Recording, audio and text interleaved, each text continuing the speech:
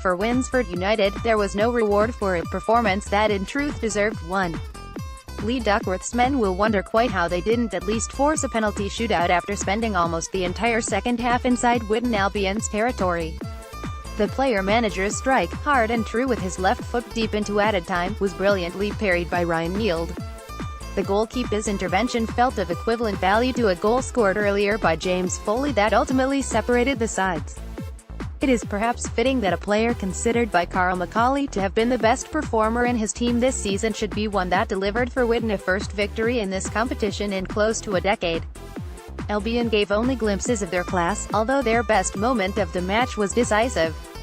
Danny McKenna's deep cross from right to left was cushioned perfectly by Rob Hopley into Foley's path and, after taking the ball away from custodian Matthew Green, he nudged it through the narrowest of gaps at the near post.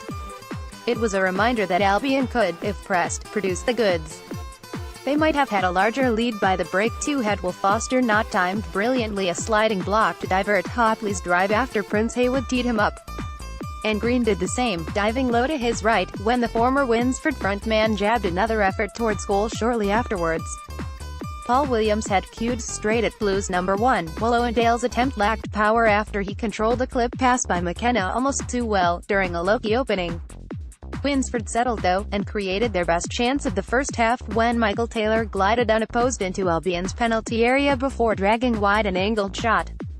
Perry Burcomshaw then prompted Neild to dirty his gloves with a rising effort. There was sense Blues were growing in confidence, although their rhythm was disrupted when Taylor limped off after sustaining an ankle injury following a tackle. Winsford's best spell followed immediately after the interval, and Michael Corral flashed an effort past an upright to serve an early warning. Albion responded with a speculative attempt from distance by Williams that had Green scrambling with worry before the ball dipped a fraction late.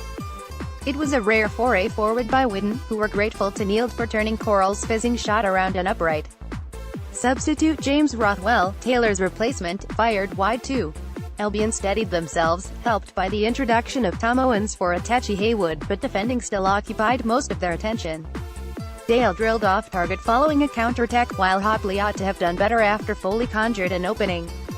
Winsford were brave, sending on Declan Daniels to support Corral in attack, and Callum Gardner was next to try his luck after Rothwell rolled a pass into his path.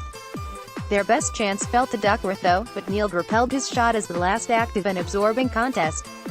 Witton, 4-4-2, Neild, GK, McKenna, Humphreys, Wilson, Devine, Haywood, Owen 69, Foley, Williams, Dale, Anthony Gardner, 76, Hopley, Tame subs not used Jones, Cesar, Hare.